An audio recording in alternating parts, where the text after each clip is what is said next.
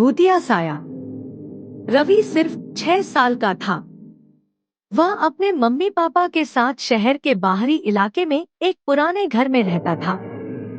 पापा को वहां सस्ती कीमत में बड़ा घर मिल गया था, इसलिए वे खुशी खुशी शिफ्ट हो गए।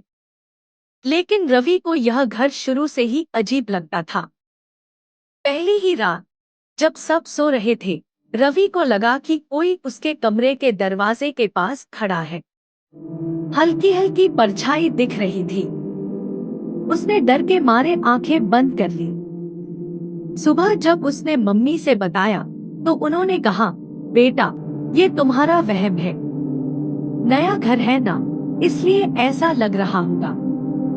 कुछ दिन तक सब ठीक रहा, लेकिन फिर अजीब घटनाएं शुरू हो गई। रात को खिलौने खुद ब खुद जमीन पर गिर जाते, दीवारों पर किसी के खुरचने की आवाजें आती और कभी कभी दरवाजे अपने आप खुल जाते। एक रात रवि की नींद अचानक खुली। उसने देखा कि एक काली परछाई उसके पलंग के पास खड़ी थी।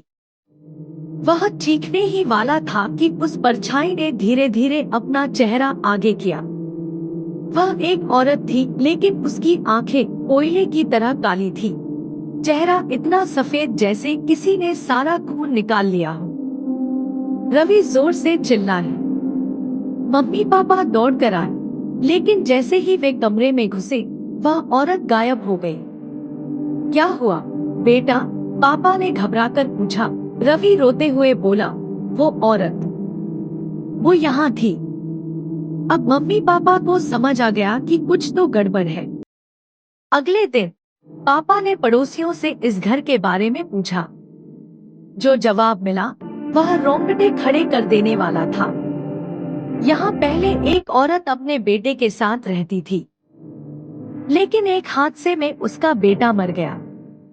सदमे में उसने खुद को कमरे में बंद कर लिया और कभी बाहर नहीं निकली। जब लोगों ने दरवाजा तोड़ा तो वह भी मरी हुई मिली। कहते हैं उसकी आत्मा अभी भी अपने बेटे को ढूंढ रही है। यह सुनकर मम्मी पापा के होश उड़ गए। उसी शाम उन्होंने घर छोड़ने का फैसला कर लिया।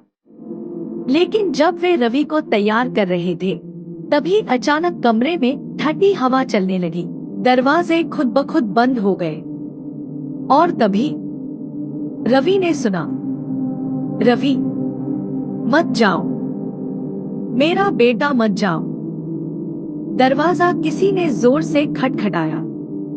पापा ने पूरी ताकत लगाकर उसे खोला और तीनों भागकर बाहर निकल गए। जैसे ही वे घर से बाहर आए, दरवाजे अपने आप बंद हो गए और अंदर से एक दर्द भरी चीख सुनाई दी। उस रात के बाद उन्होंने कभी उस घर की तरफ मुड़कर भी नहीं देखा।